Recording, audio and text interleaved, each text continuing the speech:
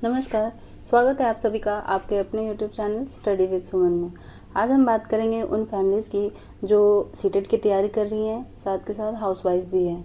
इनको टाइम निकालना पढ़ाई करने के लिए बहुत मुश्किल हो रही है। मुझे बहुत सारे कमेंट आ रहे थे कि मेरे बेबी हैं, किसी के एक हैं, किसी के दो हैं, उनके साथ में पढ़ाई करना और टाइम मैनेजमेंट करना, घर के कामों से टाइम निकालना पॉसिबल नहीं हो पा रहा है। तो मैं आप लोगों के लिए वीडियो लेके आई हूँ, अंत तक ज़रूर देखिएगा। मैं अपना खुद का एक्सपीरियंस शेयर कर रही हूँ क्योंकि मेरी खुद की बेटी थी जब मैं सीटेट का एग्ज़ाम दे रही थी, तो उस टाइम अभी भी बड़ी हो गई है, उस टाइम बहुत छोटी थी। तो मैंने किस तरह से मैनेज किया टाइम मैनेजमेंट और पढ़ाई साथ के साथ घर का भी काम। तो चलिए स्टार्ट करते हैं। वीडियो में बताती हूँ मैं अपनी पर्सनल लाइफ में कैसे मैंने पढ़ाई किया है। सबसे इम्पॉर्टेंट चीज़ है टाइम मैनेजमेंट करना, क्योंकि हम हाउसवाइफ को टाइम नहीं मिल पाता है पढ़ाई करने के लिए।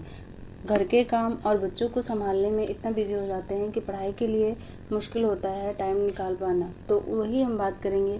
आप सुबह जल्दी उठ सकते हैं, सुबह जल्दी उठिएगा। सुबह जल्दी उठ करके सीडीपी पे ध्यान दीजिए, क्योंकि सीडीपी एक ऐसा सब्जेक्ट है जो पूरे सीटेट में इम्पॉर्टेंट रोल निभाता है, जिसमें आप देखोगे 150 मार्क्स में से 90 मार्क्स का सीडीपी अकेले कवर करता है। 30 मार्क्स का एक अकेला उसका सब्जेक्ट है और 15-15 करके सारे सब्जेक्ट में से आपका पूरा टोटल 90 मार्क्स का सीडीपी होता है। तो आप सबसे ज़्यादा कोशिश किया कीजिए सुबह उठ करके सीडीपी पढ़ने का। अगर आपको टाइम नहीं मिल पाता है सुबह, तो कोशिश कीजिए थोड़ा जल्दी उठने का और 2 घंटा ज़रूर सो के उठने के बाद आप पढ़ाई कीजिए। और उसमें कोशिश करिए कि आप सीडीपी कवर करें हर एक सब्जेक्ट का। आप मेन कोर्स का भी सीडीपी कंप्लीट करिए और नेक्स्ट जो हिंदी में सीडीपी है, ईवीएस में सीडीपी है, मैथ्स में सीडीपी है, आपने कहीं से नोट्स बना रखा है तो नोट्स रिवीजन कीजिए। उसमें भी हमारा क्या होता है, बहुत सारे फ़ायदा मिलता है जब हम टेस्ट लगाते हैं। तो सीडीपी सबसे इम्पॉर्टेंट है।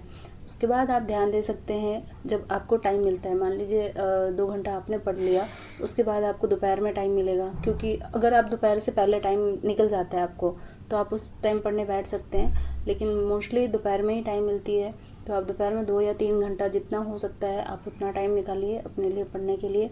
आप उस टाइम पढ़िए। तो आप उस टाइम मैथ्स बनाइए, क्योंकि उसमें लिखना पड़ता है, प्रैक्टिस करना पड़ता है। तो दोपहर के टाइम में टाइम मिलेगा तो उस टाइम आप 2 घंटा मैथ्स को दीजिए।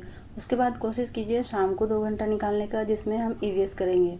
हमारे टोटल सब्जेक्ट 5 है, जिसमें से हमने सीडीपी कर लिया मॉर्निंग में, उसके बाद हमने दोपहर में मैथ्स कर लिया, इवनिंग में हमने ईवीएस कर लिया।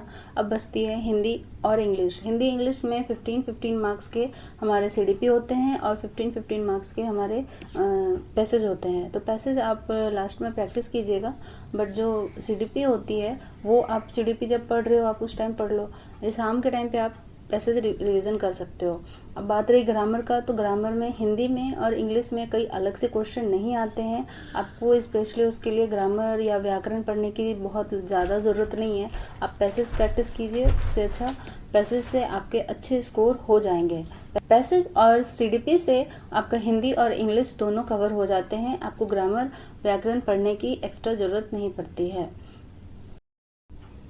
सब्जेक्ट कंप्लीट हो गए। अब सब्जेक्ट कंप्लीट होने के बाद आपको डेली एक रात के टाइम पे टेस्ट देना चाहिए, जो कि फुल टेस्ट होना चाहिए, फुल लेंथ का, एकदम रियल एग्ज़ाम जैसा फीलिंग आए उस टाइप में आपको ओएमआर सीट पे टेस्ट देना चाहिए।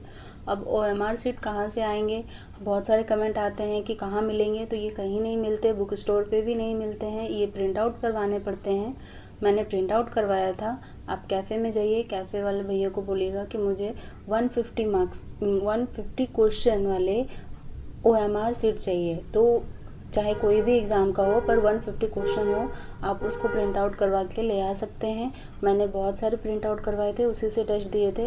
इससे मेरा स्कोर धीरे धीरे बहुत बढ़ा था। स्टार्टिंग में मेरे 60, 70, फिर 78, 80 इस तरह से स्कोर आते थे।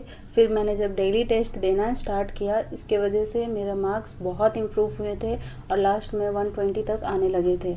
तो आप भी डेली टेस्ट देना शुरू कर दीजिए।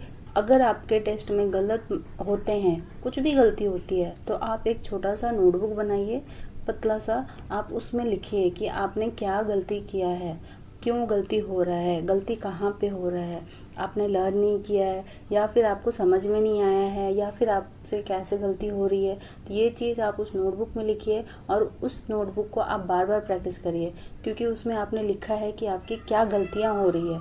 अगर हमारी जो गलतियाँ हैं वो हमने सुधार लिया तो फिर टेस्ट में जो मार्क्स है हमारे धीरे धीरे बढ़ने लगते हैं। इसी वजह से मेरा टेस्ट में मार्क्स बहुत ज़्यादा इम्प्रूव हुआ था।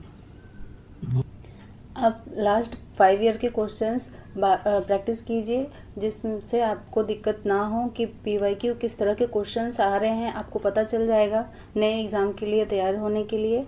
और आप जो भी नोट्स बनाए हैं सारे नोट्स को बार बार प्रैक्टिस कीजिए, और जिसमें कमज़ोर सब्जेक्ट है आपका, जिसमें टेस्ट में कम मार्क्स आ रहे हैं, आप उसको ज़्यादा ध्यान दीजिए। क्योंकि अगर आप जो कमज़ोर सब्जेक्ट है, सपोज़ आपका मैथ्स है या फिर इंग्लिश है, जो भी कमज़ोर सब्जेक्ट है, अगर आप उस पर ज़्यादा ध्यान देते हैं तो आपके उसमें मार्क्स बढ़ने के चांसेस बहुत ज़्यादा रहते हैं।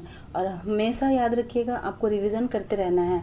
अगर आपने टेस्ट दिया है, आपके कम मार्क्स आ रहे हैं, तो उसको जो नोट्स बनाए हैं उसको भी आप ध्यान दीजिए। हमेशा रिवीजन पे ज़्यादा फोकस करिएगा। हम अगर कमज़ोर टॉपिक पे ज़्यादा ध्यान देते हैं और नोट्स बार बार रिवीजन करते हैं तो उससे हमें बहुत फ़ायदा होता है। सबसे बड़ा फ़ायदा ये होता है कि हमारे मार्क्स जो है वो इम्प्रूव होते हैं। जैसे कि CDP में हमें कोशिश करना है कि हमेशा 25 26 आते रहे। मेरा आता था 28 29। तो आप भी कोशिश कीजिए कि आपका क्वेश्चन जो CDP है उसमें आपके आते रहे 25 से प्लस में, और मैथ्स में आपका 20 प्लस हो, हिंदी में 22 23 ऐसे प्लस में आए। इंग्लिश में थोड़ी मुश्किल होती है क्योंकि पैसेज होते हैं जो कि मुश्किल होता है थोड़ा समझ पाना, लेकिन आप कोशिश कीजिए उसमें 18 प्लस हो। आप 20 प्लस नहीं कर सकते हैं तो आप कोशिश कीजिए 18 19 इस तरह से आए। शुरू में नहीं आते हैं, आप जैसे जैसे पैसेज प्रैक्टिस करिएगा, आप PYQ से प्रैक्टिस कीजिएगा तो आपको ज़्यादा प्रॉफिट मिलेगा। तो आप उसको कोशिश करिए कि प्रैक्टिस करें, जितना प्रैक्टिस करिएगा तो आपका इंग्लिश में इम्प्रूव हो जाएगा। लास्ट रहा EVS में NCERT बेस्ड क्वेश्चन होते हैं।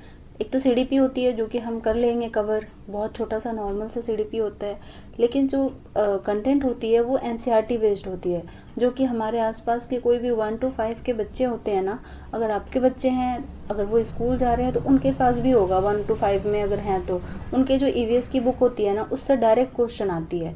आप PYQ उठाना और उसमें देखना, डायरेक्ट क्वेश्चन होते हैं। असम के लोग कहाँ रहते हैं, किस तरह के घरों में रहते हैं, नेशनल फूड, नेशनल, इस तरह से आप उससे भी पढ़ लोगे तो ईजिली कवर हो जाता है। तो आप उसमें 25 प्लस स्कोर कर सकते हो। तो आप कोशिश कीजिए, इतने मार्क्स टारगेट रखिए तो आपके 110 ईजिली आ जाएंगे, 100 प्लस आपके इजीली आ जाएंगे। आप कोशिश कीजिए अच्छे से टाइम मैनेजमेंट करने का। अगर आपको ये वीडियो हेल्पफुल लगा हो तो आप प्लीज़ कमेंट कीजिएगा और लाइक ज़रूर कीजिएगा। थैंक यू, मिलते हैं अगले वीडियो में। आज